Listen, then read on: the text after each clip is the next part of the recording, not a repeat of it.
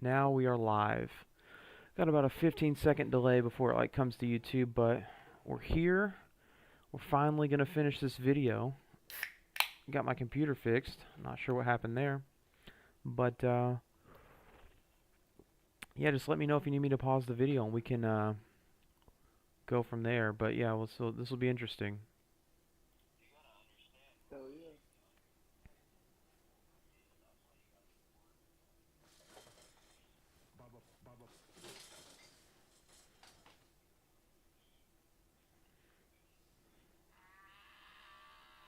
Yo, who the is Matt CMG? Hey man, that's gonna be the St. Cloud man. How you doing, man? Hey man, how you doing, man? It's me. I am the Hispanic man. How you doing, man? You know what I'm saying? Hey, paisanos, it's me, Matt CMG, and today I've got something just a little bit different for you. Not really that different, but just a little bit. I don't know. I don't know why I even started with that line. Let me just go with that line. As I'm sure you probably know if you clicked on this video, Fish Tank is a pretty wild show, and its production value has only gotten higher as the seasons progress. So far, we have had 3 proper seasons with an additional half season, but what do we do when the show is offline? A main season is only live for 42 days, so that leaves 323 other days out of the year where they aren't putting out anything new, at least as far as live content goes. Enter the spin-offs. Ever since the end of 2.5, there have been numerous spin-offs of Fish Tank. Shows that take the main Fish Tank premise of people locked in a house together doing crazy shit and add their own twists, often with a much lower budget. Today, we'll be going through various projects that qualify as spin-offs of Fish Tank, giving a brief recap of each one, and explaining whether or not they truly live up to the Fish Tank name. So smash that motherfucking like button, or I'll spin your head 360 degrees until it comes off! And let's get into it. I'm really stretching for these fucking for these intro bits. No, they call it the Xbox 360. They call it the Xbox 360 because it makes you turn 360 degrees and walk away. So the first spinoff is actually a little hard to qualify as a spinoff, so I'm not sure if I should include it or not because it's technically part of 2.5, but I haven't actually talked about it like in a proper video before, so we're doing it anyways, fuck you. If you recall, during Blood Games, there was a certain point where Taylor, Oddbot, and Cryokeen were placed in the cell. This didn't really last very long and was never mentioned again. However, in the aftermath of Blood Games, the cell's camera stayed on. All of the wood chips were cleaned out, they added some furniture, and we officially began the 2.5 cell. Hello, it's me, Cell. I sound like this. I'm from Dragon's Ball P. Goku, I'm gay. This featured some familiar faces like Oddbot, Letty, and Jimmy, but they eventually added some new contestants such as Dave and Zoltar. And might I say, Dave, he might low-key be one of the goats, dude. He might be the goat. Unedited, he might be the goat. I'm Dave. What are you doing here? I don't know. However, it wasn't just sweaty fat dudes they added to the cell, as they also introduced homeless people and crackheads with AIDS, and Sensei Scott would pop in and out every so often. But most importantly was the introduction of Claire, who actually was not there for the cell, but rather something else. By this point, production had also been teasing a new mini-season to go alongside the cell, and this ended up becoming our very first spin-off, known as Bitch Tank. Bitch! Bitch! Hey! You're a crazy bitch. That song is so fucking bad. That might be a so bad it's good song, honestly. Now the reason I'm including this as a spin-off, despite it being officially done by the Fish Tank crew, is because it doesn't seem like they're actually planning on doing proper full edits of these like they are with the proper seasons, and as a result, it is not very well documented. So, shout out to Absorb Toast for his fan-made edits. As the name and branding suggest, Bitch Tank was an all-female mini-season, featuring a group of girls who were fans of the show competing in female-centric challenges. Our contestants, aka the bitches, included the aforementioned Claire, Abby, who you might remember from the mallet incident, as well as Kato, Kaylee, Jasmine, Leah, Shoddy, Juliana, and Haley. While not all of the girls were present on the first day, some of them were added in later, it doesn't really matter because it was a more laid-back season. Bitch Tank officially began on July 19th, 2024. Running alongside the cell for the rest of the month. The cell and Bitch Tank would cross over quite frequently, and at a certain point they kinda became indistinguishable from each other. A lot of the girls kinda came and went, but the 3 that made immediate impressions were Claire, Shoddy, and Haley. The audience was already well acquainted with Claire because of her time in the cell, and Shoddy and Haley quickly made themselves known after they got violent with each other not even a minute after meeting. It's the Southern Belle versus the Black Queen. I'm sure there's a Confederacy joke to be made there somewhere. Like, I don't think it can be understated how badly these two hated each other. Like, it was on fucking sight for these two. It was crazy. Throughout the duration of the competition, the girls would undergo a variety of different challenges, a surprising amount of which were actually gaming-centric. Gaming. There was a PS2 set up in the closet and an Xbox in the main room, and the girls would compete against each other in games like Call of Duty and Just Dance, where they danced exclusively to Doja Cat. Didn't like to moan and keeping you in the moment. I bet you had known it. Why don't you say something? Bars! Bars! Bars! Bars! Bars! Bars! Bars! Bars! Bars! Bars! Shout out Doja Cat for wearing the Sam Hyde shirt. She was so real for that. To reiterate, since I believe the gaming thing kind of took us away from the main theme, the whole point of the season was that it was going to be female-themed. Very female-centric. Everything is pink, all that shit, right? Viewers could buy their favorite bitch a rose or a glass of champagne and, you know, shit like that. Shit women like. You get the idea. The American people are tired of women. While all of this was going down, the cell was very quickly losing inhabitants. Zoltar and Dave would leave after a few days. Claire obviously moved over to Bitch Tank. Letty would join production during this time. So, at this point, who are we populating the cell with? Well, their answer was Greg, the freeloader from Season 2, and the cell very quickly turned into Greg Tank. By this point, Bitch Tank was also getting freeloaders, with their first being Jacob, aka Pow Envy, who you might know as the Twitch streamer who got famous off of TikTok showing off his roach-infested room. I thought Asmongold was gross. He still is gross. He's actually way grosser than that. I don't know why I brought... Fuck Asmongold, that's why I brought that. Fuck you, Asmongold. You're dumb and gay. Asmongold, more like munch on chode because I'm fucking gay. Jacob and Greg got along quite nicely, and the two would make frequent appearances in the Bitch Tank to mess with them. They were almost a little bit too good at this, since they made the girls a lot less interesting. Like, they mocked the fuck out of them, just by doing nothing. It was pretty crazy. And I should also mention, Blicky was introduced around this time as well as another freeloader, and she brought about another level of ironic humor to the tank. Shout out to Blicky, underrated freeloader. I think that's fucked up and disgusting, and no white person should be saying the nigga word. I would never say that. Meanwhile, the tensions between Shoddy and Haley were rising significantly, to the point where they had to be separated at night so they didn't kill each other in their sleep. Well, I'm sure it wasn't that serious, but you get the idea. It was not like an It could have been. situation, right? These two clearly needed therapy. Enter Pearl Davis, aka Just Pearly Things, aka one of the biggest political grifters of all time, and that's not a compliment. I saw somebody call this bitch like a Kubian beast on Twitter before. It was fucking crazy. Anyways, Pearl would serve as the group's therapist for the next few days, interviewing them and trying to break down their psyches. I think Blicky's therapy session might be one of the most underrated moments in Fish Tank history. I'm not gonna lie. It's pretty fire. It's hilarious. And speaking of breakdowns, Haley was seemingly going a bit stir-crazy, which was only kept in check by the constant love bombing from the audience. See, despite Haley not really being that popular of a contestant,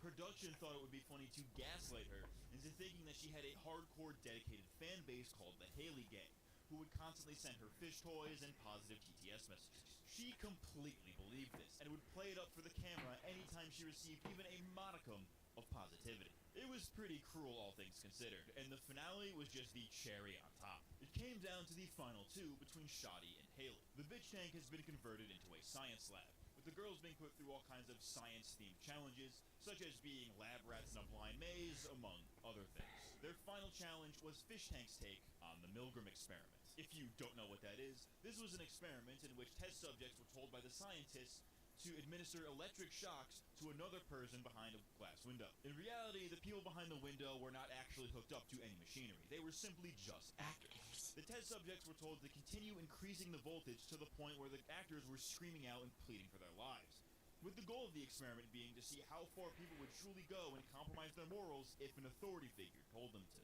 In Fish Tank's version, Sam Hyde was the scientist, the girls were the test subjects, and Xavier would be the one getting shot. First up was Shoddy, who either had a conscience or realized this was a bit, and eventually stopped. Haley, on the other hand, kept going and going to the point where Xavier collapsed to the ground, with production playing it up and trying to get a medic, making her believe that she had just killed Xavier. That is so good. Obviously a bit to the audience, she completely believed it and burst into tears. In the midst of this, Haley was declared as the winner of Bitch Tank, and she celebrated this by doing the Haley Gang dance while still crying in front of Xavier's lifeless carcass. Like, she thought that she just fucking killed somebody and still, like, danced and celebrated in front of his dead body. That is fucking insane. Well, honestly, you gotta respect the dedication to attention whoring. Like she would have made a prime season 3 fish, if I'm being honest with you. And in terms of this being like a dark ending, this blows season 3 out of the water. It's insane. At the end of the day, I really enjoyed Bitch Tank and The Cell, but they were a little too laid back for their own good, if you ask me. Like,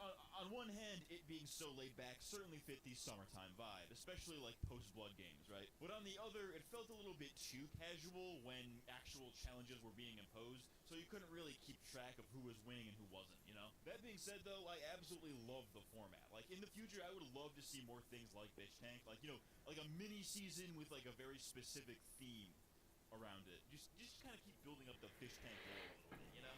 Something like that. Haley, this is Aperture. This is your last chance.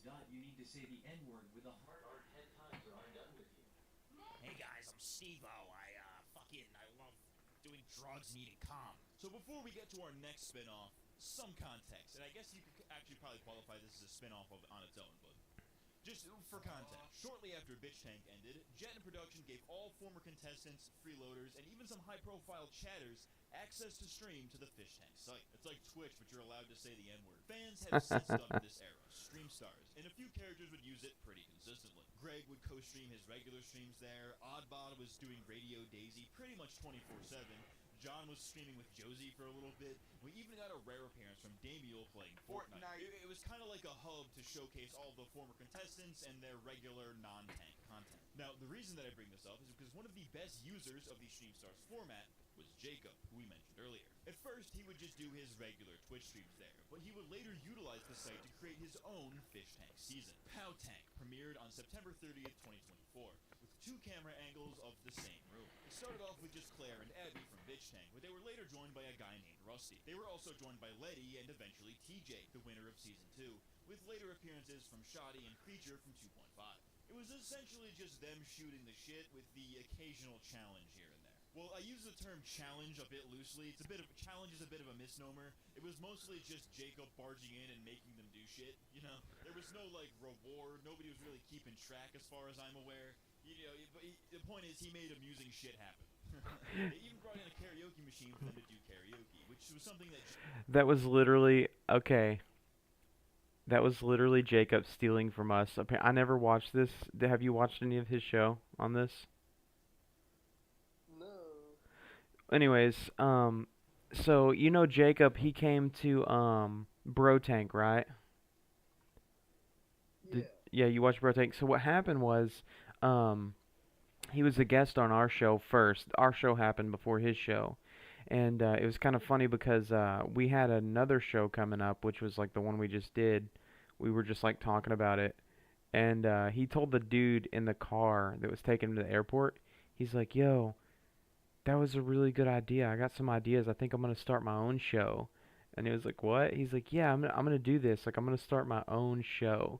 So like, I assume he was just trying to basically like be his own John character, right? Because I mean, that's basically what happened. But anyways, a little bit of a little Crazy. yeah, a little tidbit there that probably no one knows other than maybe a handful of us. But anyways. Jacob and Claire would do frequently during Bitch Tank, and it was honestly one of my favorite parts of it. Underrated, it's kind of a vibe. Near the end, Pow Tank turned into an IRL stream, with the group going out to eat, with TTS being a public nuisance. They would go to an indoor trampoline gym thing, whatever the fuck you call that, and would hang out at a pool for a bit. Much like Bitch Tank, it was laid-back fun for the summertime vibe. In the end, TJ was declared as the winner of Pow Tank, which technically makes him the first person to have won Fish Tank twice. Even if this technically isn't official. It's like half official because it was on the Fish Tank site, but like it had nothing to do with like, you know, Jet or production or anything like that. So it's like half official. I don't know if you want to count that. If you want to count that, count that. If you don't want to count that, then I don't care. Fuck you. From what I have been able to see based on comments on clips from Pow Tank, people seemed to really dislike it. You know, people saw it as boring, non-tense slop that production was only platforming in order to make money. And on one hand, that probably is true to some degree. It certainly was not the most eventful season of Fish Tank out there. It was mostly just a bunch of people in a room shooting the shit with interesting things only occasionally happening, as opposed to Fish Tank where interesting things were constantly happening. However, even if the consensus is that Pow Tank sucks, I cannot force myself to hate it. I may have only really been using it for background noise when it was still airing, but when it was entertaining, It was pretty damn entertaining. Like, dude, TJ eating a roach was fucking golden, dude. You cannot convince me that wasn't fucking Kino. And honestly, I don't think this was like a cheap cash grab or anything like that either, since Jacob seemed to be doing this out of a genuine love for the fish tank format. Pow Tank may not have been particularly great, but for a first attempt, it's pretty impressive, and I completely respect the hustle. Yo, did this nigga in a bonnet just Google what do niggas look like before walking in? I still don't. Moving on to the old Season 3 era, the first spin-off was StreamStars 2.0, which, unlike StreamStars 1, is an actual spin-off. There's actual lore to this one. Originally advertised as the audition process for Season 4, StreamStars 2 was essentially just the first iteration, but on crack. I'm on crack cocaine. I'm on crack cocaine, baby. Oh yeah, baby. I'm on crack cocaine, baby. I'm black, baby. I'm on crack cocaine. I'm on that shit, man. I'm on that shit all day, man. You know what I'm saying, man? You know what I'm saying? Any user on the Fish Tank site with a season pass could apply to be given access to stream to the site, with the rules being that you must have your camera mounted in the corner for that classic Fish Tank camera angle, and that if you are boring and aren't pulling enough viewers, you would be eliminated and your stream access would be revoked. Production would give the StreamStars challenges to be done remotely, just to keep things interesting. The finalists would supposedly be considered for Season 4, though I personally don't think that's actually true, but I guess we'll see. On one hand, this was actually a really cool way to kind of humanize the Fish Tank audience. Oddbod started off as just some guy in the chat, and he ended up becoming a fan-favorite freeloader, so who knows who else could fall into that role. Prominent chatters like Aperture would make an even bigger name for themselves within the community. You still had former contestants showing up and doing their thing, like Oddbod, Jimmy, Creature, and Bert. Andy Dick was streaming there at some point, which is crazy. And they even got the Burger King foot lettuce guy. Well, no, not Chills, but like the actual guy who put his feet in the lettuce. This is fucking real. This is crazy. Number 15, Fish Tank Live. Eventually, StreamStars 2 turned into Street Stars, in which contestants were told to go outside with a camera and essentially just IRL stream. I'm not entirely sure what happened here specifically, but I'm sure there was some stuff that happened.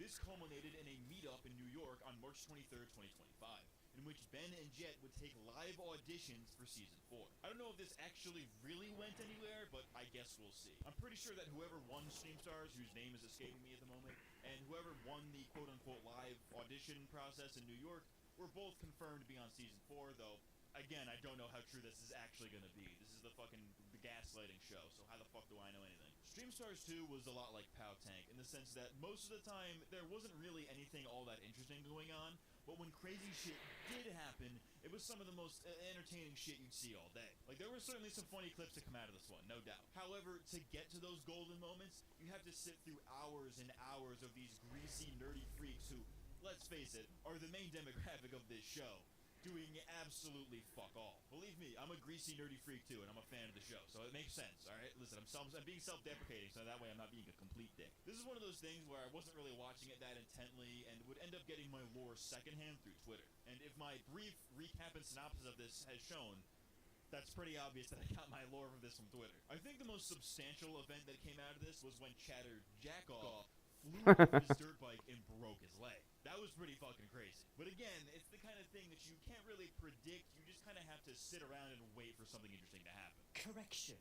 Hey Twitter world, it's me, Correction Matt CMG here. Time to make a few corrections because I'm dumb and stupid and don't know how to do research. You'd think after, as many years as I've been doing this, I'd know what I'm doing, but yeah. Now, something about StreamStars that I feel like I should mention was that there was also an attempt at another kind of Pow Tank-esque Fish Tank spin-off called Sardine Tank. This was run by Aperture, who we mentioned earlier. He set up a bunch of cameras in a house and invited a bunch of other StreamStars people to show up. Alex B and Mizzy from Season 3 showed up at different points. I don't know if they were there at the same time. I don't remember. I wasn't really watching it, to be honest with you. I think this is where Alex B originally talked about divorcing his wife, which is pretty crazy. So this is kind of important Fish Tank lore if you're following him post-tank. But, should be mentioned, Sardine Tank. It was a thing. I don't really know if there's anything notable that happened in it aside from that. But, we're gonna point it out anyways. Back to some other bullshit. Now let's move on to our next spin-off, which is actually the first one to have no official involvement with Fish Tank. In February of 2025, Season 1 contestant John would begin his own Fish Tank-esque show, with the premiere of American Dude Lodge. Pretty gay name, not gonna lie. Much like the other Fish Tank spin-offs, ADL was essentially just a low-budget version of Fish Tank. You had a bunch of contestants, they were locked in a house together, being streamed to kick 24/7. Well, in this case, it wasn't 24/7 because John was tech illiterate, but we'll get to that shortly. The show came about after John publicized some sort of behind-the-scenes beef that he had with Jet, and wanted to prove that he could do Fish Tank even better. Spoilers, but he did not do that. Now let's meet our contestants. Gee Willikers. Our contestants included, and I'm sorry, but I have to read this directly from the script because I cannot for the life of me remember their fucking names. Mara, Ethan, Archel, Kevin, Carl, Augustine, Midori, Sydney, and Mary Jane. And they would eventually bring in their equivalent of freeloaders, one of which was actually Shoddy, who you might remember from Bitch Tank. She's been in like fucking 3 of these at this point. That's kind of, I respect the dedication. Oh hey, it's me, Correction, Matt CMG, back yet again with the white vans. It should also be noted that another freeloader, quote unquote, for ADL was Skippy Swags. He was a Stream Stars guy. He's pretty big in the Fish Tank community. He infiltrated ADL. I don't know exactly what his goal was, but he kind of documented the downfall a little bit. So that's interesting to see kind of the fallout from John being a spaz. So shout out to Skippy Swags. I feel like I couldn't have done this video without mentioning him. So he's being mentioned. I am retarded, by the way. Hey guys, retarded. One thing that is made immediately clear is that many of these contestants were chosen specifically because they were very reminiscent of former Fish Tank contestants. More specifically, Fish Tank contestants that John has been wronged by in the past. Mara was a lot like Taylor, Ethan was a lot like Vance, and even Kevin was a lot like John himself. They were not very subtle about any of this either, since John and his production team would constantly make these comparisons outright, and would constantly name drop Fish Tank specifically to take jabs at it. Have you watched season 2 of Fish Tank at all? Okay, time out. So I want to say, this guy's giving us too much credit to think that we had enough foresight to gather up contestants that way, right? You there? All I'm saying is, Dude, like we were huh? totally, dude. No, it's I mean, that's pretty good though. Like I feel like this guy is giving us really good credit for that. But let's continue. Very little. It fell off after season 1, Yeah, in my that's true. opinion. A little bit too much interjection of the director, if you ask me. There was a girl on there who a lot of people are comparing you to. I think I have heard this over at TCS. The whole meme on Fish Tank was that, like, oh, John is gay. It's a gay show. That whole meme, right? But ADL? No. ADL's not a gay show. ADL is a straight show. We're a straight, wholesome Christian show. Where we put OnlyFans girls directly on camera.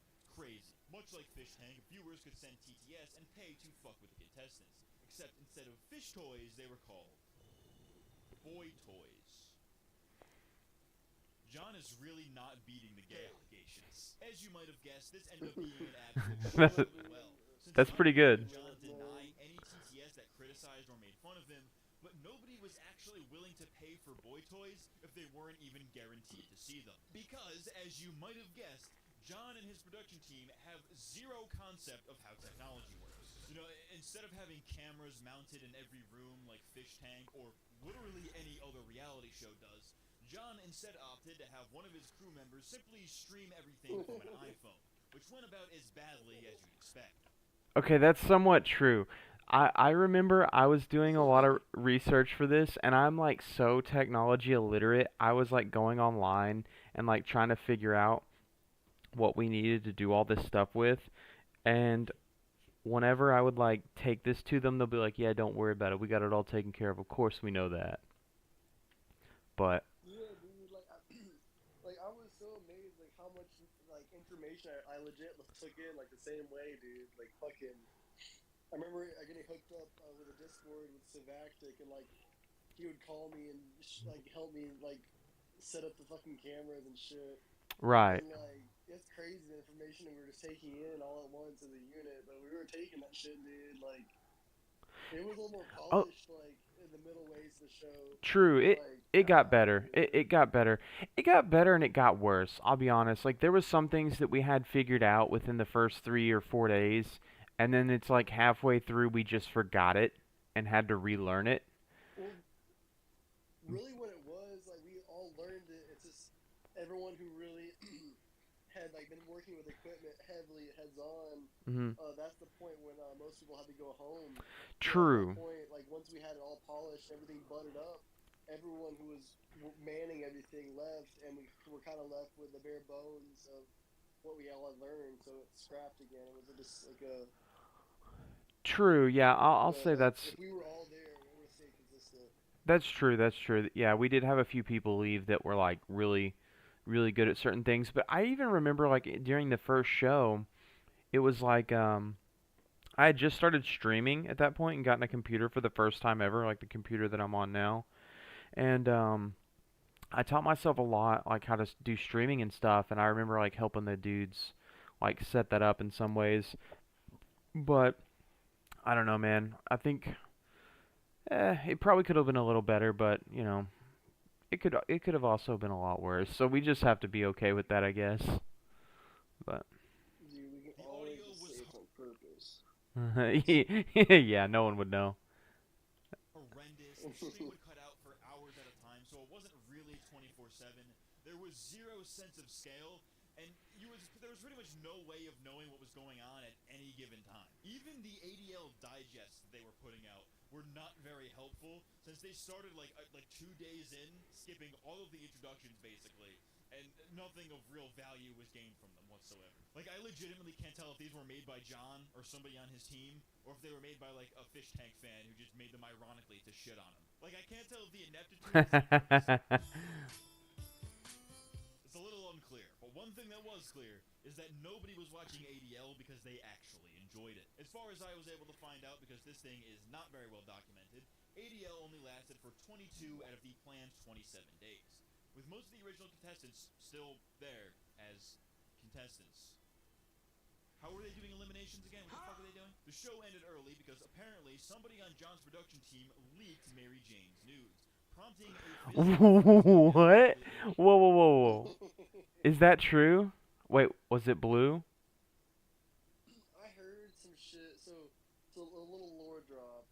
I was on Instagram and I was watching the fish tank reels pop up, and Mary had commented, and she was like kind of shitting on John in a sense, and I kind of popped back and I was like, yo, like don't fuck with my boy, like you know what you talking about, you're a camera hawk anyway.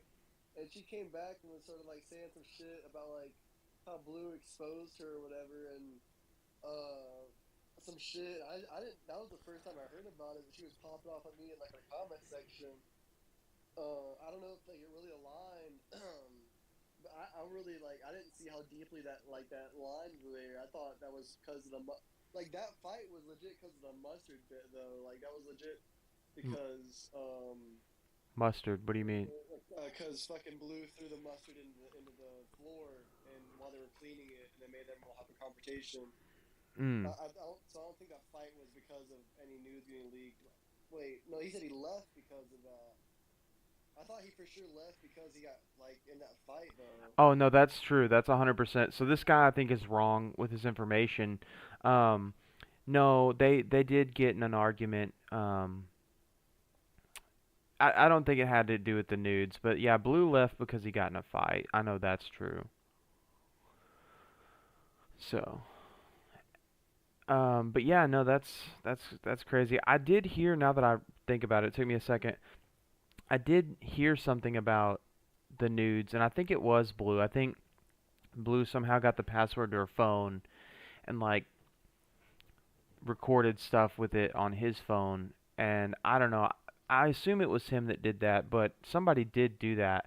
I don't think that it was like during the show though. I'm pretty sure all that happened after the show was over. Do you think that's true, or is it Yeah, I different? remember hearing that in tweets about after the show. After the show, yeah, Maybe so that connected at the same time. yeah, so this dude I think actually got his info wrong. That was not the reason why they fought, and at this point in time nudes had never been leaked. So, no, this is I don't know. Didn't do his research there, but yeah. Off screen. At least that's what I was able to discern based on the most recent video on John's kick that was available at the time. I'm stupid and didn't download it, so the fuck was I thinking? But whatever. Again, it's kind of hard to know for sure what exactly happened because nobody was watching this, so obviously nobody was archiving. Like, Cracker, I streamed for like 6 viewers max on a good day, and I still outperformed this shit. This is fucking crazy. I'm exaggerating a bit. John's streams were absolutely outperforming me, but nobody was watching him because they actually liked him. And you know, I think the fuck. Wait, so were there bots? Did someone like Van or someone hire like do bots, or was that fake? You're asking if we bought it or shit? Yeah.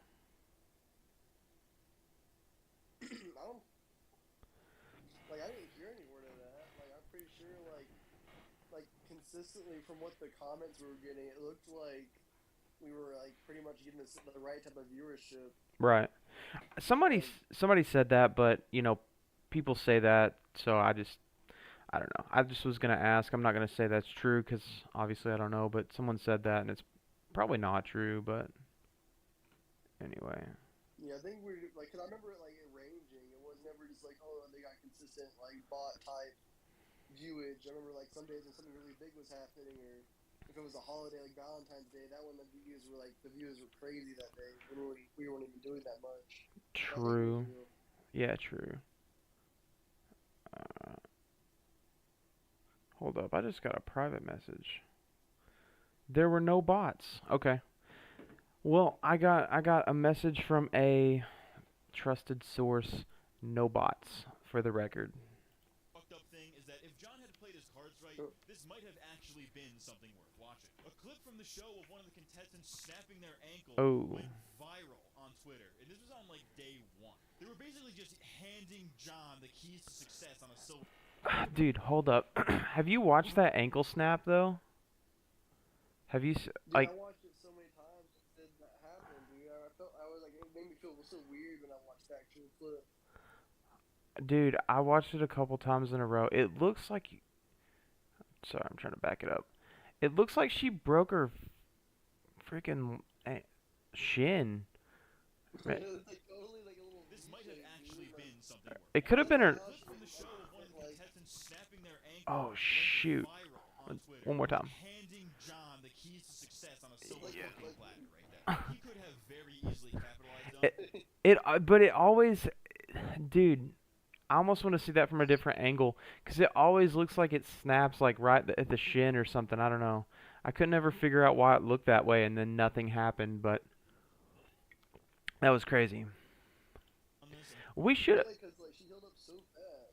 Yeah, no kid. And I feel like we should have done more with that because like that was like our first, like really good pop of like, I don't know.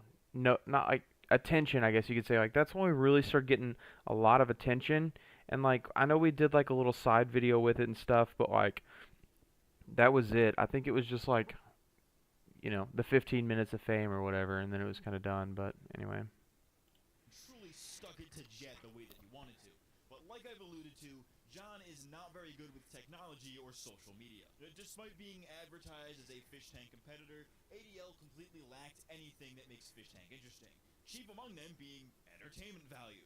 And you obviously cannot have entertainment value if you can't even get basic fucking camera angles right. The only thing the show really had going for it was that some of the contestants seemed kind of interesting based on the very brief exposure we had to them. Honestly, I think it'd be pretty funny if Fish Tank snatched some of these people up and brought them on season 4 as like freeloaders or something. That'd be pretty funny. But I don't think anybody would recognize them because nobody fucking watched ADL. Ultimately, American Dude Lodge was pretty much doomed from the start. Since to reiterate, John is fucking retarded and has a massive ego. Two things that do not mix well. You know, he really wanted to be that, you know, Sam Hyde, Jason Goldstriker type figure, right? Like the wacky host type beat, right? But completely miss why that character works. Goldstriker works because he is unpredictable. You know, sometimes it's just Sam Hyde in costume chilling with the fish. Other times he's being a complete asshole. But regardless, he always keeps up a level of goofiness so that everybody remembers that it's all just jokes. John used his hosting duties to scream at and berate his contestants, but it never came across as having any sense of irony. You know, he fucking comes in with a list of rules and makes everybody sit down while he reads them all aloud, seemingly to stroke his ego, whilst also completely missing that Fish Tank works specifically because there are so few rules. Anyways, my point is, he tried to emulate Fish Tank, without understanding anything about what made Fish Tank work. He seemingly thought, oh, I'm John from Fish Tank, therefore this is Fish Tank. It's like, no, dude, you need to put a little more effort than that. Above all, though, ADL exposed John for who he truly is. This is turning into, like, the John expose or whatever the fuck. I don't want it to be that, but, like, it's relevant. For context, during ADL, John would occasionally go live without meaning to while he talked with his production crew. They would discuss plans for the show, but more importantly, would also discuss all of the debaucherous activities they were going to get up to later. Like, dude, you cannot portray yourself as being a wholesome Christian and base your entire show around that, while also paying for hookers and blow behind closed doors. Like, listen, you can pay for hookers and blow all you want, right? That's fine, do whatever you want. But let's not pretend that you're clearly trying to hide that by portraying yourself as a man of God. Man of gosh. Man of gosh himself. Shout out to Gosh.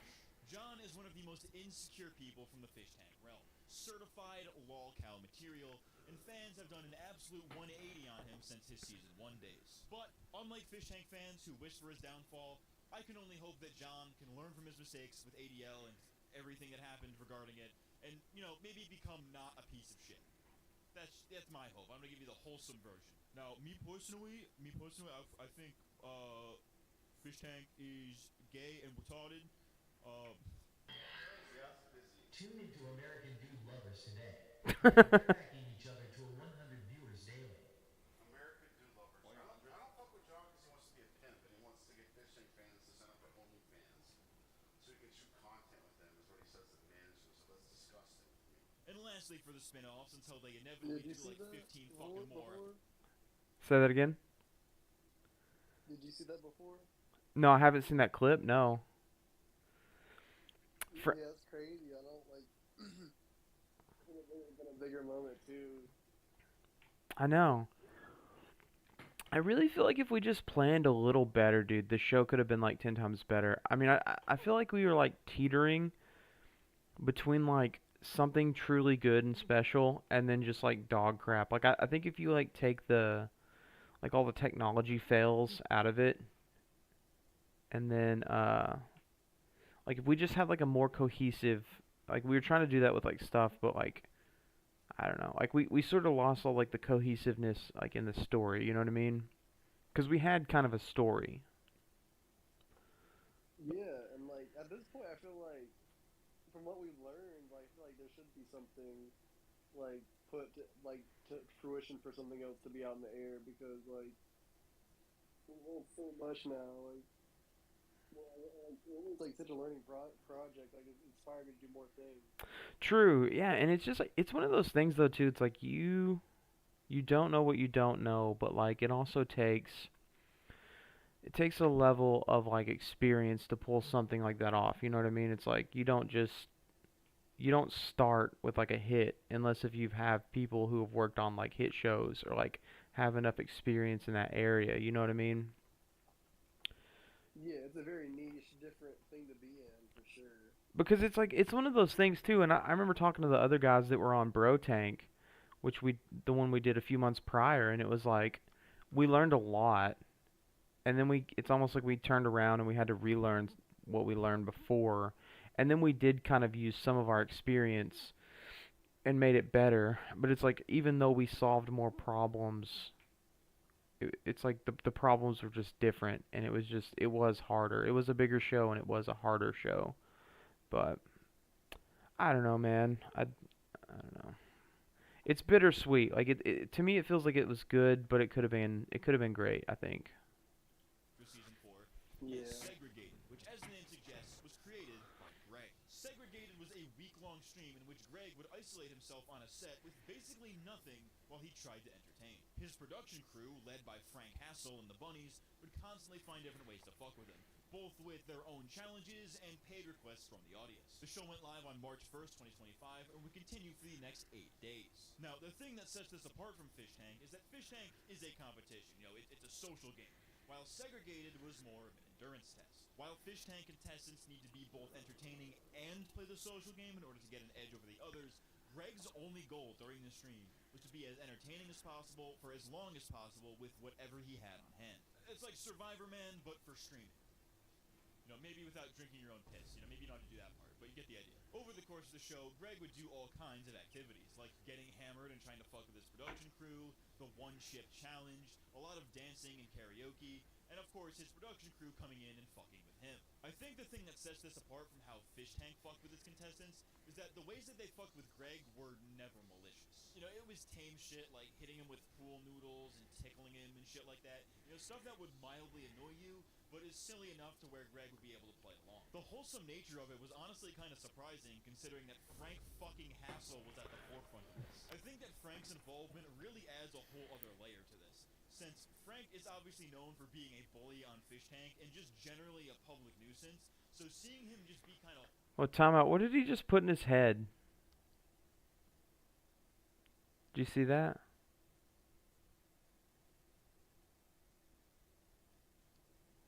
Because if you, like, I don't know if you knew this or not, but if you rub oil under your scalp, you can go bald. Like, your hair won't grow back. So yeah. Wholesome with Greg is just kind of a really nice change of pace. Like, it was still kind of like Fish Tank level crazy, but it was like in a wholesome way.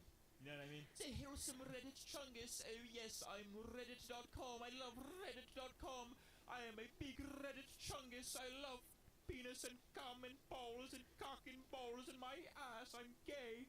What are we doing? Similarly to Fish Tank Season 1, the stream also had donation goals, where every $1,000 would introduce a new stipulation. For example, one goal would throw him a pizza party, another summoned Bert to the stream, and the $10,000 goal promised a mystery guest. One of these ended up being a live band performing on the set, which was just chaotic enough to work. I think the stream was generally pretty good the whole time, but like, once Bert got involved, it's kind of when it really hit its stride, I think. Maybe it's just because I was just coming off of Season 3, but like, Bert might be the GOAT. Shout out to Bert. Shout out Bert. Don't try to fuck me though, Bert. I'm not gay. While Segregated did not have a storyline the same way that a standard Fish Tank season would, it was truly never boring. I mean, I wasn't watching it like that intently, but whenever I did pull it up, there was something going on that was worth watching, which is way more than can be said about some of these other spin-offs. You know, you pull it up at 11 a.m., Greg is doing karaoke while playing Spyro the Dragon. You pull it up at 5 p.m., he is completely shaven bald. 2 hours later, you find him in fucking drag. You pull it up past midnight, Greg and Bert are getting cream pied by Frank. There were a ton of good clips to come out of this one, and there were probably more notable events in one day of Segregated than some of these other spin-offs had in like a week. Despite being heavily inspired by Fish Tank, Segregated was really its own unique event, and I'm very glad that it was a success. I know I suck off Greg a lot in the Fish Tank videos, but, you know, he's a fan favorite for a reason. Oh, you gotta be kidding me! Stop that fucking me!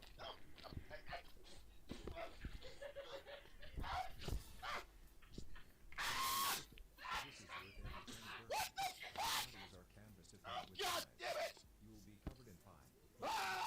So, those have been all of the major Fish Tank spin-offs up until now, and after delving into them, I think we can learn a few things. I think that Segregated and ADL are the two extremes when it comes to Fish Tank spin-offs, with Pow Tank being like right in the middle. You know, these are all fan-made projects made to emulate the Fish Tank experience. But something like Segregated worked and resonated with the community, because not only was Greg already a fan favorite, but he was clearly doing this out of a genuine love to entertain, not to capitalize on Fish Tank. Something like ADL did not work because John, as entertaining as he was on the show, was doing this out of complete spite against Fish Tank. He was trying to be a direct Fish Tank competitor, and obviously was trying to stick it to Jet for some unseen wrong that he did. It was a complete spite move, and on top of that was just a complete technological shit show. Like, I know I already bitched about this, but like, dude, you cannot do a 24-hour live show from a fucking iPhone that still has the gyro unlocked. Like, what the fuck are we doing? Pow Tank is directly in the middle, because while it wasn't as technologically eloquent as Fish Tank, and it wasn't always that entertaining, it did come from a genuine desire to entertain. And honestly, I think that's what separates the Fish Tank legends from the Fish Tank lolcows. The fan favorites are always the ones who are genuinely themselves both on and off the show, while the ones who try to immediately capitalize on their newfound fame are almost always destined to fail. Fish like Bert, Jimmy, Shinji, and Josie, and freeloaders like Greg, Job, and Ty are all fan favorites because they are genuine people who were simply just being themselves, and the fame just gravitated toward them. Meanwhile, people like John, Morrow, and Alex B are hated post-Tank because they saw their fame as an immediate money-making opportunity. At the end of the day, Fish Tank is a show all about authenticity, so it stands to reason that the most successful projects to spawn from it came from the most authentic people. Got a little bit gay and wholesome at the end there. Here's a fucking edgy meme with fucking edginess and fucking skeletons to fucking to balance out the mood a little bit. Sexual style. As Bert would say. But that is all for the Fish Tank spin-offs. At least for now. Because I'm sure the second I stop recording, they're gonna fucking announce 15 more. But, you know, next time I talk about Fish Tank, it'll probably be the Blood Games 2 recap. So if you want to see that, make sure you hit the subski, baby. Hit the subski. Let me know what your favorite Fish Tank spin-off is in the comments below. Like the video, sub to the channel, hit the page if you want to see uncensored feet. I have been Matt CMG, and I'll see you next time. Thanks for watching. Who's retarded? Got you.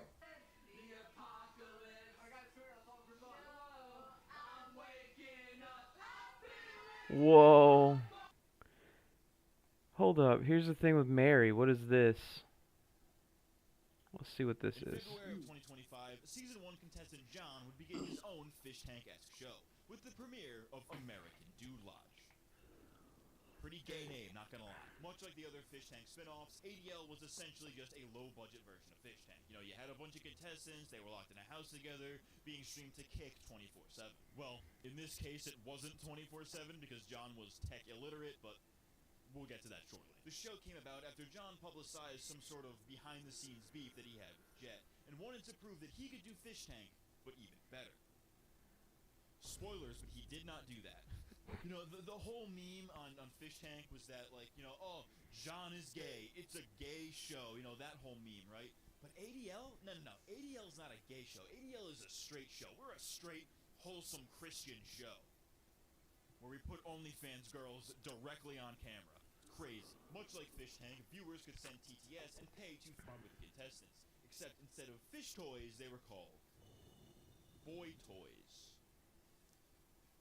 John is really not beating the gay allegations. As you might have guessed, this ended up being an absolute shit show as well, since not only would John deny any TTS that criticized or made fun of him, but nobody was actually willing to pay for boy toys if they weren't even guaranteed to see them. Because, as you might have guessed, John and his production team have zero concept of how technology works. The audio was horrendous, the stream would cut out for hours at a time, so it wasn't really 24/7. There was zero sense of scale, and there was pretty much no way of knowing what was going on at any given time. It's a little unclear, but one thing that was clear is that nobody was watching ADL because they actually enjoyed it. As far as I was able to find out, because this thing is not very well documented, ADL only lasted for 22 out of the planned 27 days, with most of the original contestants still there as contestants. How were they doing eliminations again? Again, it's kind of hard to know for sure what exactly happened because nobody was watching this, so obviously nobody was archiving. Anyways, my point is, he tried to emulate Fish Tank without understanding anything about what made Fish Tank work. He seemingly thought, oh, I'm John from Fish Tank, therefore this is Fish Tank. It's like, no, dude, you need to put a little more effort than that. John is one of the most insecure people from the Fish Tank realm. Certified lolcow material, and fans have done an absolute 180 on him since his Season 1 days. But, unlike Fish Tank fans who wish for his downfall, I can only hope that John can learn from his mistakes with ADL and everything that happened regarding it, and, you know, maybe become not a piece of shit. That's my hope. I'm gonna give you the wholesome version. Interesting. Wait, is this about the same guy? How many of these does he I do? think it was like a short form media version. This here? Yeah, I think it was just a little clip from it so you can advertise it better. Oh no, this is a different guy. In February of Hold up. 2025, Season 1... I want to see how many of these he did. He says he doesn't even like cover the same type of content. That was like one off him doing something that different like that. Mm-hmm. Oh yeah, he's got a bunch of this, like iDubbbz, there's Sam Hyde, Fish Tank, regular show. I love the regular show. It's my favorite They're all show. subs. Yeah, he had 36, almost 37,000. Pretty good, I guess. What else? Where was that other video?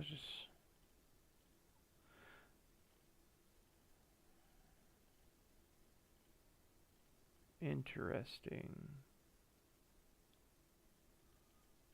Uh,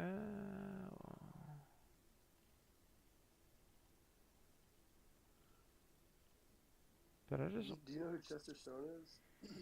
no. Who is he? You never seen that dude? He's like in memes where he's like, God motherfucking damn, the motherfucking Newports. Oh, okay. Like a black guy. Yep. I now that you mention it, He moved to Atlanta recently, and it's his birthday this weekend, and he posted on his Instagram, he's gonna be at a vape shop near my house, and I'm gonna fucking pull up on his ass this weekend, dude, and fucking make him shout out ADL and shit, and wear the retard hats. dude, that'll be cool. Actually, Yeah, man, you gotta get that content. dude, I would. Are you trying to get into content a little bit more? I was just trying to film a little content with him because he's such a meme. Oh crap. Yeah, I'm trying to get into more into content. The fucking monkey trap. Yep. I'm gonna look up that. You sent me something. I'm gonna look this up on my phone. Tell me about this event you sent me. MomoCon? What is that? MomoCon, yeah. It's like an anime convention mixed with like gaming and just nerd. It's like a nerd convention in Atlanta. Happens like every year. It's like this little convention center, and you walk into a hall, and like 90% of the people there are in like cosplays. It's huge as fuck. There's like one gallery you go to with like all old arcade machines, games, and then like there's one row where it's like all like anime, fucking like all types of like media and stuff you would want to order online. Like they all have it ready to buy. With vendors, and they have like a little section with like people who acted characters and stuff. Like I think I saw the guy who voice acted Luigi was there one year when I went. And then they have like a LARPing event. Like they'll have this little like corner sectioned off where you can sign your name, and then they'll like put you in a raffle, and if you get your name, you'll eventually get your name chosen, and you can like fight somebody with a foam sword. And like when you like get hit on the limb, you have to like fold your arm back like you like got your arm chopped off or something. And you kind of go up in the tournament as you go through that. And there's like tons of little conferences. And now they added raves and shit. They added anime raves to the ones in Atlanta. So it's tons of fun. That's cool. I just looked it up. All the tickets are sold out. Right now, so I can't go, but I'm actually wanting to do more stuff. I mean, I don't know too much about anime, but I want to try to travel around and like meet people and hold up. I can't read that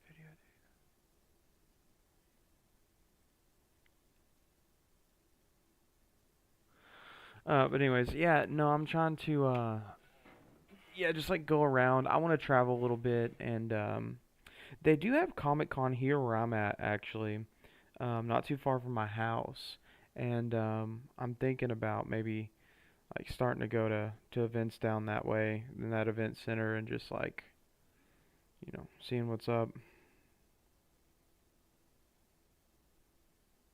Yeah, that'd be the lit thing to do, man.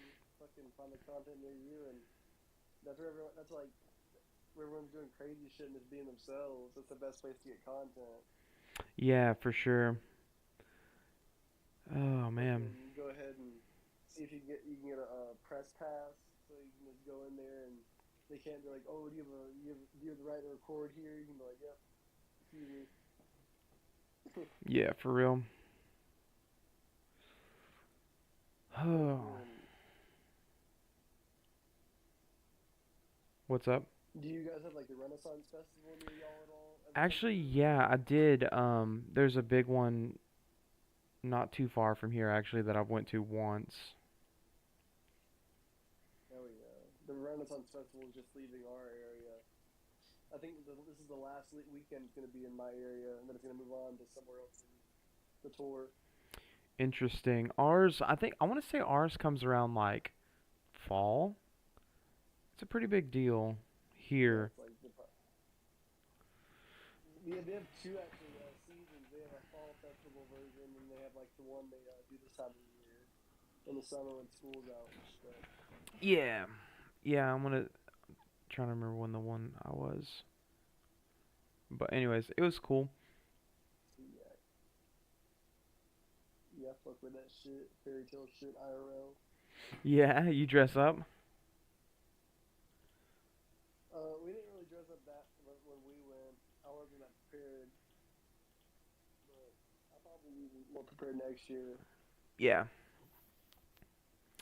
Did Yeah. you get dressed up when you went? No, my wife heard about it and we just literally drove to it. We were like super normal clothes or whatever, but it was interesting though. It was so one of the things they did which I really liked and I would recommend, but I mean I know you don't drink, but so they do like wine tastings or like they said this was like the first year they did like a rum tasting.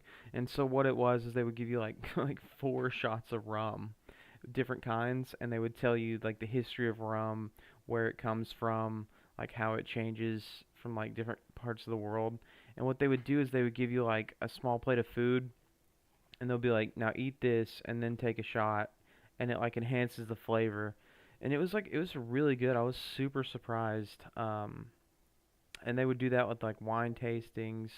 They did a comedy show that was actually kind of it was out there. So they would it was kind of like a dinner and a show type deal where they would give you just like I don't know, snacks, but they would give you like 2 beers and a cigar because they want you to get lit.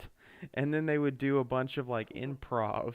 And so there's like this dude dressed up like the king and a dude there's some other dudes there that was like his servants or whatever. Like everyone had a part to play. And they would just do really off-color jokes that were just out there, but it was funny. And then the crowd could get involved too. Like you could, do a joke too or interrupt or whatever. It was they involved the crowd a lot. And yeah, it got interesting the more people drank. Hell yeah!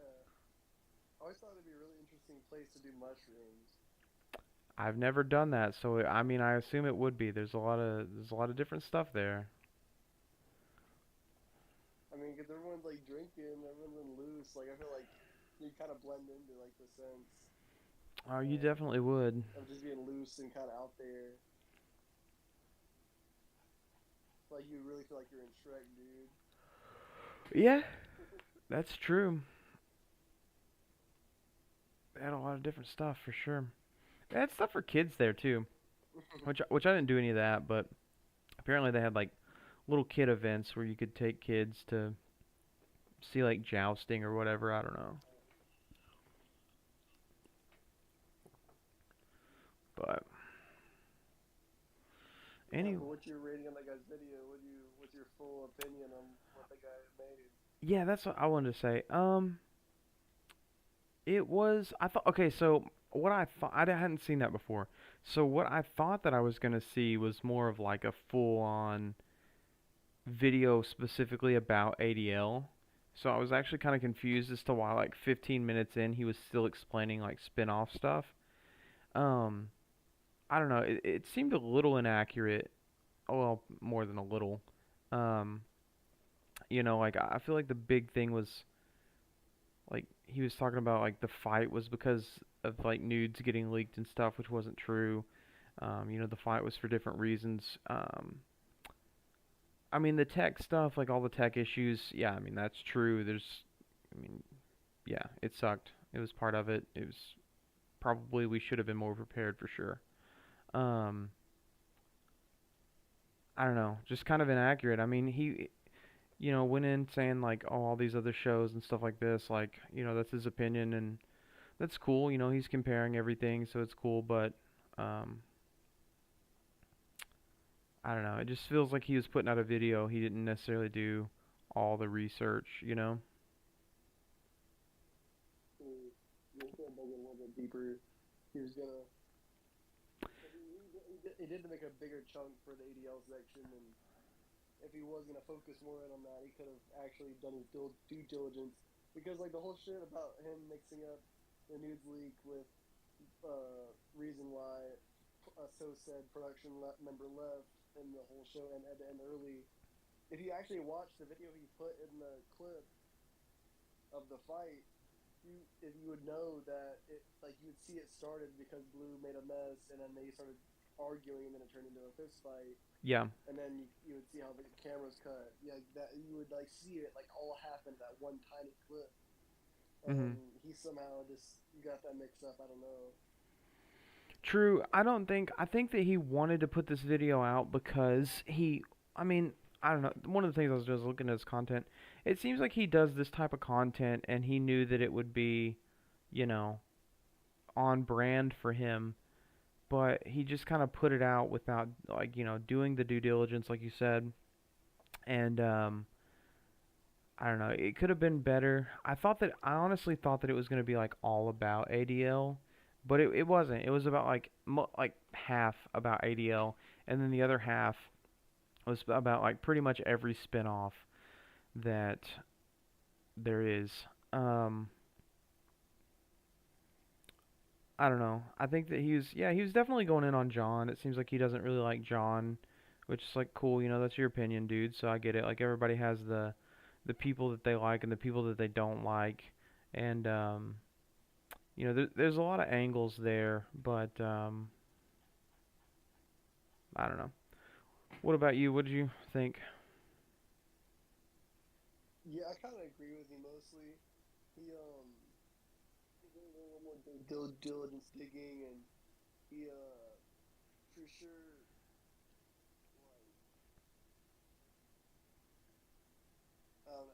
like he could have dug in more. It was pretty decent though. Like he had an entertaining aspect and view. Um, I saw John commented back on it. He got like all excited though that John replied, Mhm. which I thought was super interesting. He was interesting that he was giving this kind of standoffish take against John, um, but still like kind of fangirled when John kind of like I don't know if you saw the message, but John basically said like, "Yo, like thanks for shouting out ADL, but you kind of got a few things wrong, but like you did good for what you had." Mhm. He basically tweeted back. He was like, "Oh my God, John messaged back. Even though I called him gay, but like hell yeah, thanks, John." Yeah, yeah, for sure. And I feel like it was somewhat of a lazy video, but I don't know, it was okay. Like, you know what I mean? It's like he didn't like John. Okay, cool. Um, he got a few things wrong. Okay, it's kind of lazy. And then other than that, it's like he's like, "Oh yeah, I really like this." A Greg fan, cool. Having a good time. So I don't know. Like I said, it was decent. It's okay. It wasn't great. It wasn't groundbreaking. It didn't really add anything, new or special. It wasn't like a really hot take. It was just, you know, it was just okay. Yeah, it was. I like it. But I don't like it. Yeah. All right. Well, unless if you've got anything else, I think I'm gonna end the stream here. We've been doing it about an hour, so I think it was a pretty good one. Maybe catch another one, man, for sure. Hell it yeah. it was pretty good. It was pretty good. I had a good time. I'm about to be busy for the next few weeks for sure. Probably pretty locked in. I'll probably still be doing all my regular uploads, but my new stuff was probably going to be pretty slow for the next few months. But I've got some ideas, some things I want to do, big and small. We'll see what happens. So I'll try to Hell keep yeah, you partner. in the loop, and if I ever do some more React, there's a few more Reacts I'm gonna do when they come out. There's one in particular I want to do alone, but there's if any more stuff like this comes out, I would definitely have you or um, probably really anyone that wants to join who's like relevant. So, um, yeah, if that comes around, I'll hit you